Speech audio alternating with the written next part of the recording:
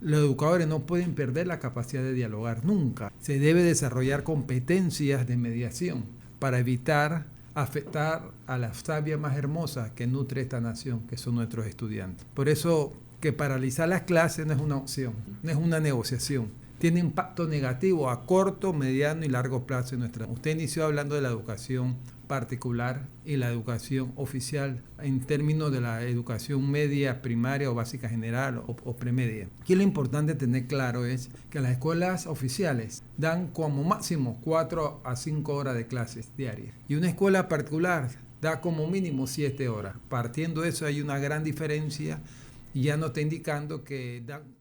Hoy es martes y todos los martes nos acompañan desde la think tank Trinca diversos pensadores, eruditos, expertos en sus disciplinas que tienen como el compromiso principal aportar a través de sus ideas a mejorar nuestra sociedad, una sociedad que es muy diversa, que pese a que somos un país muy pequeño, encontramos una cantidad interesante de puntos de vista, pero en lo que yo pienso que todos convergemos al final es que queremos que nuestro país sea mejor.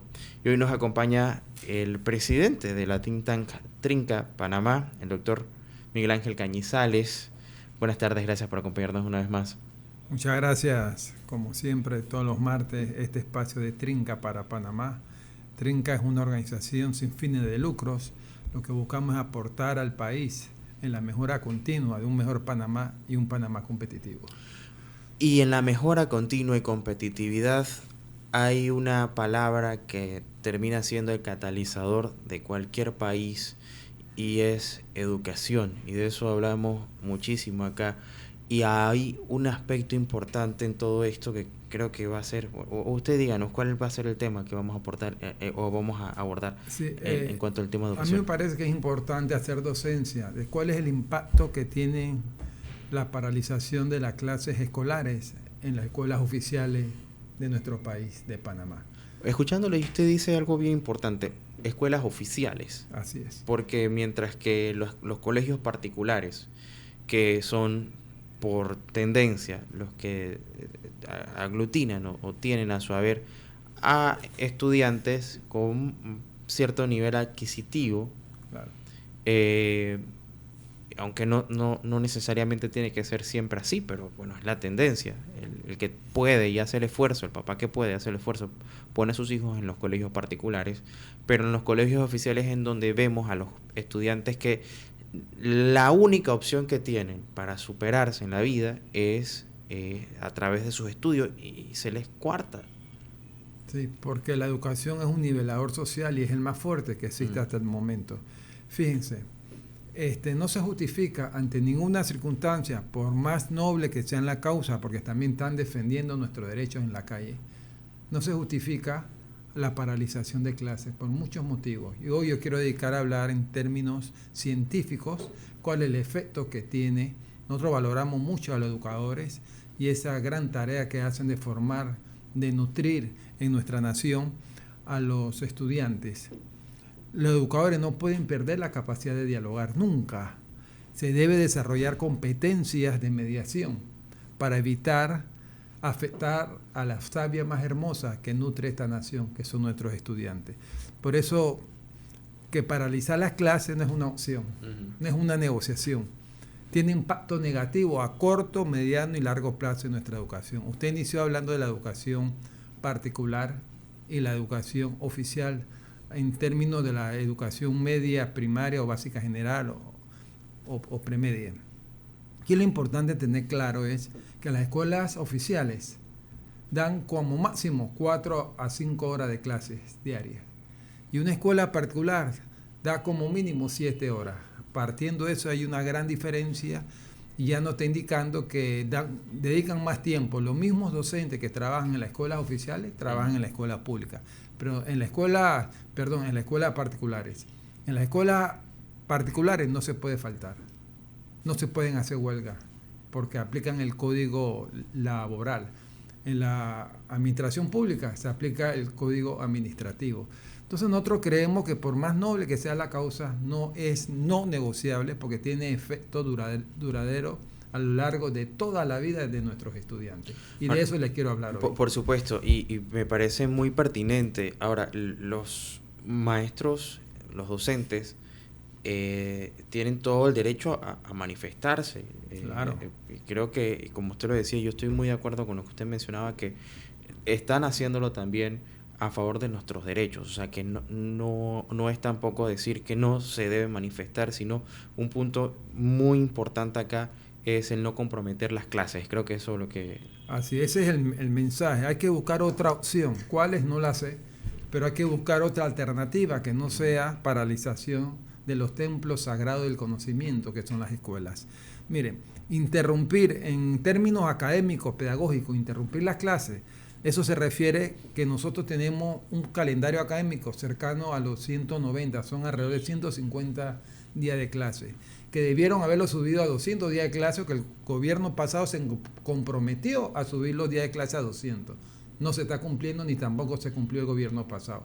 Eso implica que tenemos menos tiempo y los países que tienen éxito educativo dan en promedio 210 días de clase o como mínimo 200 días de clase. Eso le abre ya a usted un parámetro. Eso ya le está indicando que hay muchas investigaciones científicas que demuestran que interrumpir la clase retrasa el avance en el contenido del programa y atrasa lo equivalente a un año lectivo de clases. Y nosotros venimos de una pandemia que es equivalente a casi 2 años de clase que hemos perdido nosotros. Esto significa que tenemos que prestarle más atención de cuál es el impacto de afectación a la planificación académica. Es decir, que un profesor tiene programado un calendario académico, tiene su programa y no lo puede cumplir porque no está cumpliendo las horas de clase por los motivos ajenos a su voluntad. Esto tiene que ver con los logros de aprendizaje. Los estudios demuestran que entre mayor sea el nivel de escolaridad que usted alcance, no perdiendo clases, usted mejora su salario en un 9%. Hay investigaciones que hablan al respecto de eso. Otro punto importante es que cuando se interrumpe la clase hay una sobrecarga en los contenidos, es decir, se da menos tiempo de clase y se obliga a realizar adecuaciones curriculares y se les mete todo rápidamente y eso genera otro problema porque se aceleran los contenidos. Aquí lo importante es que produce pérdida en la continuidad de los aprendizajes. Eso tiene un efecto interesante y donde más se está afectando es en las matemáticas y en español. Esas son las competencias básicas que requerimos para la vida en este momento. ¿Dónde hemos salido mal? ¿En qué asignatura? Hemos salido en la asignatura más eficiente que tenemos. La primera es español en primaria, en los primeros años, donde más deficiencia académica hay en español. Y en segundo lugar, en las matemáticas. Y tercero, la ciencia. Esto le está indicando a ustedes que eso se concuerda con todas las pruebas nacionales que se han hecho en Panamá y todas las pruebas internacionales, incluyendo la prueba PISA. Claro, incluyendo la prueba PISA y es interesante porque incluso una materia como español que obedece a lo más básico que es el lenguaje, claro, al que utilizamos, con el que aprendemos y justamente en ese estamos tambaleando.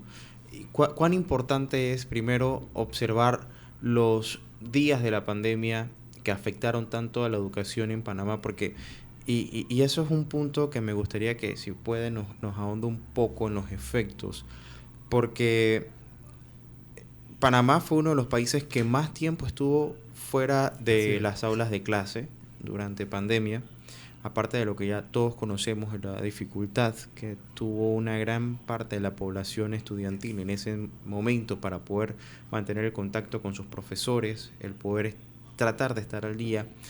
Y lo otro, la pérdida de muchísimo material, porque estamos hablando de que para muchos, en algunos casos, fueron casi 2 años en donde se priorizaron algunas materias y otras se dejaron aparte que forman o conforman este pensum académico que yo lo voy a poner así, a lo mejor me equivoco, pero para mí es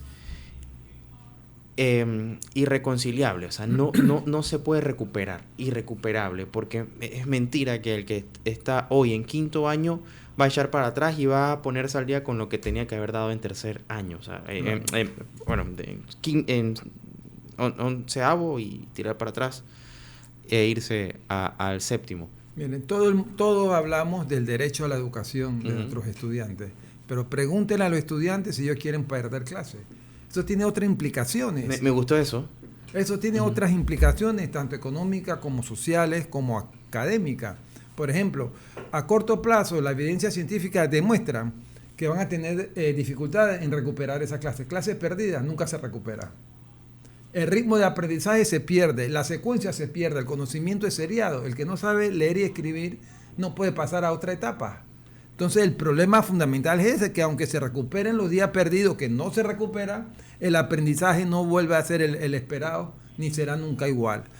Todas las evidencias sugieren que es difícil recuperar el tiempo perdido. Eso ya lo sabemos. Eso que se da por módulo, eso no funciona. Pero ustedes saben que en este momento hay escuelas que están funcionando por módulos. Esto no es culpa de los educadores, es un tema administrativo que hay que resolver. Entonces los educadores no son solo los culpables de todo este problema. Esto es mucho más profundo. Aquí hay que hacer un llamado tanto al gobierno nacional como a la asociación o a los gremios de educadores que lleguen a un acuerdo y no perjudiquemos más a nuestros estudiantes, porque se recomiendan estrategias que puedan mitigar esta situación, como por ejemplo la recuperación, poner tutores, profesores asistentes o quedarse una hora más después de la hora de clase. Esas son acciones que pueden mitigar el problema, pero el problema a mediano plazo es más complejo todavía, porque los estudiantes afectados tienen bajo rendimiento en la evaluación estandarizada. Eso está demostrado científicamente. Cuando los países que tienen más pérdida de clases por huelga o por la situación que sea, los más vulnerables son los estudiantes más pobres. Y allí algo... No son las escuelas particulares, privadas. Ajá, pero ahora, no sé si hay algún dato que arroje cuánto nos afecta en el... Panamá es uno de los países más desiguales, eso lo vengo escuchando desde hace bastante tiempo. Ya estamos entre los primeros, ya no somos ni el quinto ni el tercero, wow. Ya estamos entre los primeros. Ahora, hablemos un poco de las desigualdades, porque usted empezaba diciendo la paralización de clases de los colegios oficiales. A ver, ¿cómo se ha de sentir ese estudiante que ya perdió clases en pandemia, ha perdido clases durante las protestas en 2023, perdió clases durante las protestas de 2022 y nuevamente probablemente pierda clases este año frente a los otros estudiantes en el mismo nivel que están adelantadísimos? O sea, hablemos un poco también de esas desigualdades que estamos agudizando y que pareciera también las estamos hasta perpetuando. Usted está trayendo a la mesa de discusión un tema muy relevante, que es el tema de la motivación y el rendimiento académico. Los estudiantes se desmotivan. Los estudios demuestran también que eso afecta a los logros de aprendizaje y afecta no solamente su futuro, su estado de ánimo. Claro. Aquí hay una situación muy compleja. Usted sabe que en Panamá el suicidio ha aumentado después de la pandemia. Entonces, el hecho de asistir a clase muchas veces es la oportunidad que tiene la gente más humilde, de los estudiantes hasta de escuela primaria, de obtener un plato de comida. Eso se lo estamos quitando. Muchas veces los padres tienen que optar por sacar dinero donde no tienen, buscar dinero prestado para poner a sus hijos a que los cuiden otras personas porque ellos trabajan. No significa que los educadores son los empleados de los padres de familia de nuestros niños, pero hay que tomar en cuenta todas estas variables que le estoy mencionando, porque es importante tener conciencia. Mira, los educadores son como sus padres. Los educadores sacan de su bolsillo para darle al estudiante a veces un pasaje o para comprarle una galleta en un kiosco de la escuela. Entonces esto es mucho más profundo, que hay que considerar elementos. Los estudios demuestran que a medida que usted aumenta el nivel de escolaridad y de conocimiento, aumentamos el efecto que tiene eso en el aprendizaje. A ver, y esto es bien importante lo que usted menciona, porque al final el hecho de llamar o no a protestas o a huelgas, que es legítimo, y para mi concepto, claro, yo siento que se hace de la mejor de las intenciones en luchar y en protestar en contra de algo que consideran no es justo. sobre todo por la lucha histórica que siempre han tenido nuestros maestros y docentes, quienes son pues quienes se sacrifican, como usted decía, en algún momento, incluso dando sus propios recursos para tratar de enseñarle a sus estudiantes. Pero aquí lo que a mí particularmente me preocupa bastante es justo eso, lo que usted mencionaba, de la motivación que siente ese estudiante que ve que el mismo sistema lo está condenando a mantener el mismo estado. ¿Quién habla del aspecto psicoemocional que usted está hablando? Nadie habla de eso. ¿Quién habla del aumento del suicidio? Cuando un estudiante, ¿quién habla de aquellos estudiantes, como no van a clases, se van a otro lugar? Lo convertimos en estudiantes de riesgo social. Entonces, el fenómeno tiene una alta complejidad técnica y operativa que hay que analizar antes de tomar decisiones como esa. Ahora, doctor Cañizares, yo le pregunto, a ver, en este caso, porque ¿quién debería poner, digamos, la disposición en todo este asunto? Porque las huelgas históricamente en nuestro país son medidas de retorsión, sobre todo para buscar llamar la atención de los gobiernos. Los maestros que se van a huelga lo hacen incluso por aquellos que no pueden ir porque están dentro del sistema particular. Y de alguna u otra manera, muchos de los que están en el sistema particular sienten el respaldo de aquellos que sí van a manifestarse.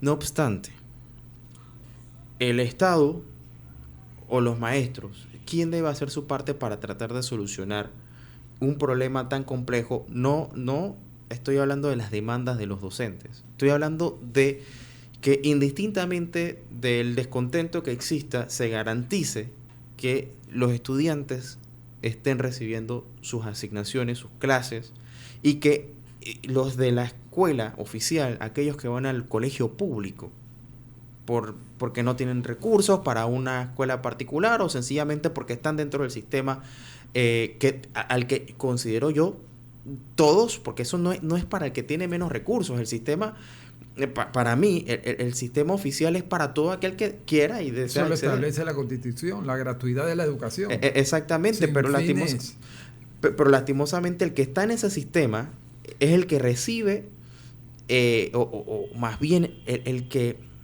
sí recibe todo el daño colateral de los problemas sociales que pasan en el país. Mire lo que estamos viviendo en este momento. Se está agravando la desigualdad educativa, la brecha tecnológica se agrava. Los estudiantes con recursos económicos, cuando no asisten a clases, por los motivos que sea, ¿sabe qué hacen sus padres? Contratan a un profesor asistente o un tutor o alguien que lo suplante. Sí, unas tutorías, o sea, les pagan tutorías. O sea, no pierden. ¿En la escuela oficial eso sucede? No. Fíjense cómo afecta eso. ¿Cuáles son las carreras dentro de las universidades oficiales? Vamos a hablar de la Universidad de Panamá. ¿Cuáles son las carreras que eso nos puede afectar? Si no tienen las competencias, no van a pasar las pruebas de admisiones. Ahora, en una universidad particular sí pueden entrar, pero en una universidad oficial, para medicina, ¿quién ingresan? Para psicología, ¿quién ingresan? Para enfermería. No, hay muchos estudiantes de la escuela particulares y privadas, porque venimos con esas deficiencias. Entonces, ¿a quién estamos condenando? A nuestra gente humilde. Eso que usted está diciendo, porque yo escuchaba hace unas semanas que los que ingresaron, prácticamente todos los que ingresaron a la carrera de medicina venían de escuelas particulares. También en matemáticas, saben leer, comprenden. A ver, entonces, ¿cómo le decimos a un estudiante que salió de un colegio de difícil acceso, que no tiene internet, que no tiene agua, que no tiene luz, que no tiene clases porque los profesores a veces no van y demás, que no puede ser médico en Panamá sencillamente porque desde pequeño se les está condenando? Yo creo que, como usted dice, tenemos que reaccionar y mirar eso. Tenemos que analizar más el papel histórico que estamos jugando y no puede estar en un tema de negociación, las clases o no clases. Eso no es por derecho a la calidad de la educación. Todos tienen las mismas oportunidades y el único nivelador social que existe es la educación. Por lo tanto, es no negociable la paralización de clases, porque esto tiene efectos a corto, mediano y largo plazo y estamos condenando a nuestra juventud a que sean estudiantes de riesgo social. Ahora, Le preguntaba sobre quién debe asumir el rol y la responsabilidad, porque las demandas sociales, que son legítimas, de alguna u otra manera, como decía, dejan también a este grupo de docentes como con la única opción para poder hacerse notar. No obstante, ¿qué debe hacer el Estado? O sea, ¿cómo garantizamos de que efectivamente esas clases no se pierdan? Bueno, el Estado representado por el Ministerio de Educación, que es la rectora de Educación, la que tiene que mediar en esta situación y tener buenas relaciones con los gremios y poder tener la capacidad de explicarles. No se puede romper el diálogo entre educadores y el Estado, jamás. Al contrario, tienen que seguir conversando y hablando del efecto que tiene esto a futuro y lo que afecta a la competitividad del país. Estamos en un momento en que se están subiendo los aranceles en el mundo, estamos en un momento complejo. ¿Cómo vamos a ser competitivos? Perdiendo clases y perdiendo la capacidad de seguir nosotros aprendiendo. O sea, ni siquiera los logros de aprendizaje se lograron recuperar durante la pandemia. No se hicieron. Entonces traemos un arrastre. Miren, para que tengan una idea, para poder recuperar y estar parecido a lo que tuvimos en el año 2019, nos va a tomar 11 años. Wow. Según la Organización de Estado Iberoamericano, un estudio que presentó su secretario general, publicó en el periódico del País. Y de aquí a 11 años, ¿qué pasa con esos estudiantes que no alcanzaron esos niveles? Ese es el tema.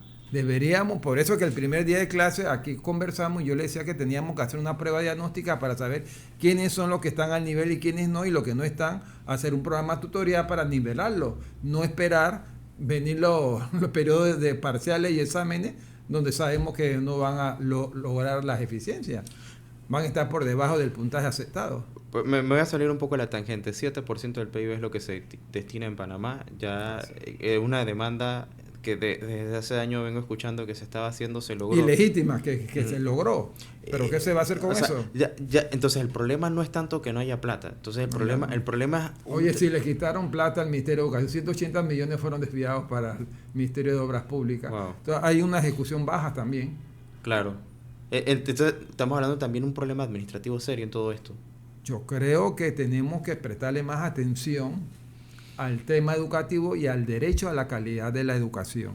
Hay temas más prioritarios que estar comprando computadoras. Hay temas más prioritarios como, por ejemplo, la calidad de la educación, la parte didáctica, porque se capacitaron a más de 40,000 docentes y no tuvieron en su totalidad todo.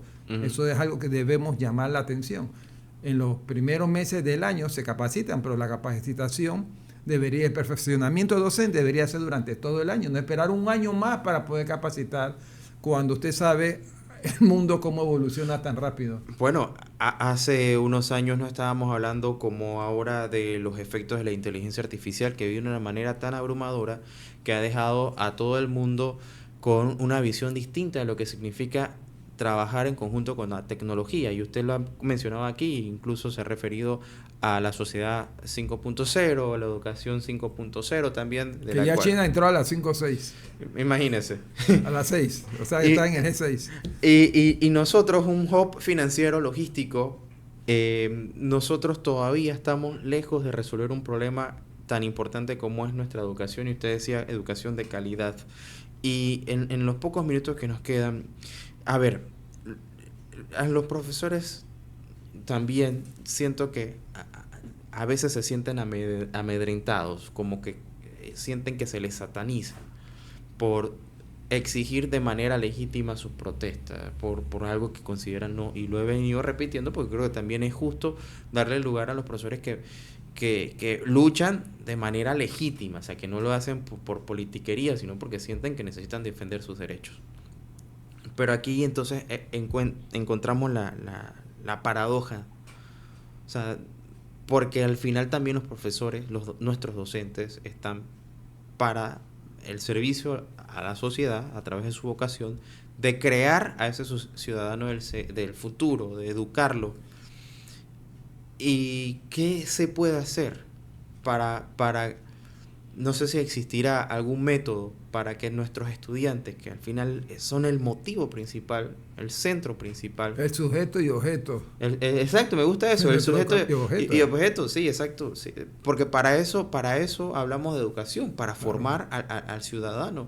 No se ve afectado y sobre todo aquel ciudadano del futuro que lo único que tiene para poder lograr realizarse es la buena voluntad de los adultos responsables, no solamente los docentes, sino toda la sociedad adulta, que estén dispuestos a colaborar para que estos ciudadanos del futuro tengan la mejor formación posible. O sea, ¿cómo lo resolvemos?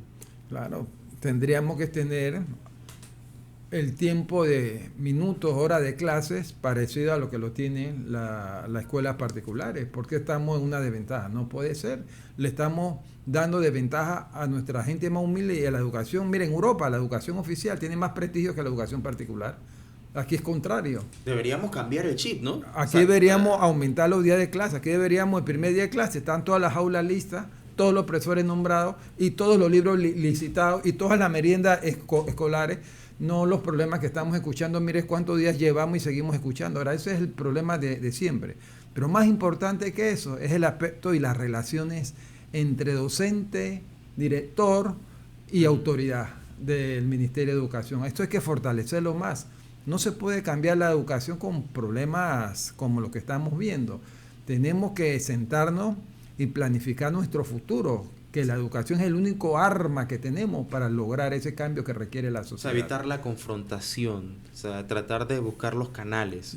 Yo recomendaría que se den cursos de mediación a ambos, tanto al Ministerio de Educación como a los gremios docentes. La mediación, hay 4 formas de resolver un problema: es la conciliación, mediación, el arbitraje, pero cuando ya entran los abogados, ya se complica esto.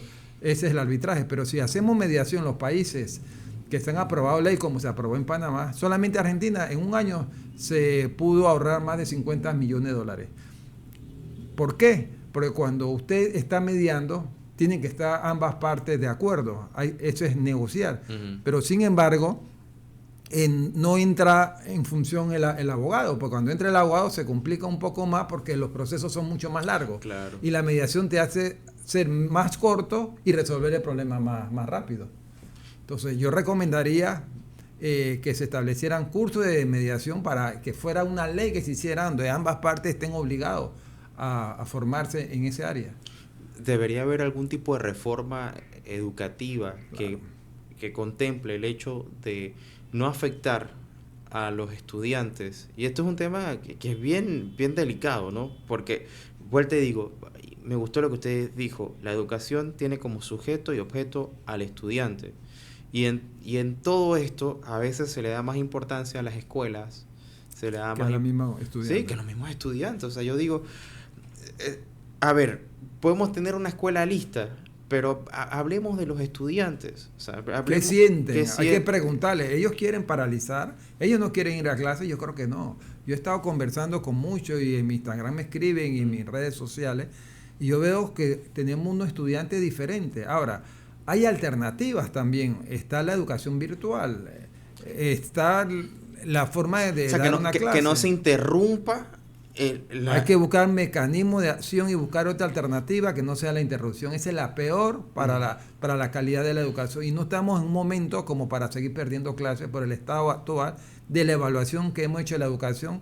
Tenemos graves problemas. Hay una gran desescolarización después de la pandemia. Además venimos con problemas de muchos años atrás que no se resolvieron. Entonces es el momento de actuar. Para mañana ya es tarde. Mire, yo he visto en internet, he buscado rankings de cómo estamos con respecto a la región y lastimosamente Panamá, que nos damos golpe de pecho de tener uno de los PIB per cápita más altos de Latinoamérica, que tenemos una economía dolarizada que quizás no tiene el mismo crecimiento económico de algunos años, pero todavía sigue siendo un crecimiento relativamente estable y bueno con respecto a otros países. Estamos debajo de países que tienen menos ingresos que nosotros en los resultados académicos. O sea, y las comparaciones no para decir que somos mejores que otro país. La comparación es para que nosotros reaccionemos, pienso yo, como usted decía, y nos demos cuenta de que nosotros nos estamos como sociedad condenando, porque si no tomamos las medidas necesarias ahora, probablemente ese crecimiento económico ya no sea más. Es que aquí hemos confundido el concepto de crecimiento económico con desarrollo humano. Usted puede crecer económicamente y puede estar estancada su desarrollo humano, su educación.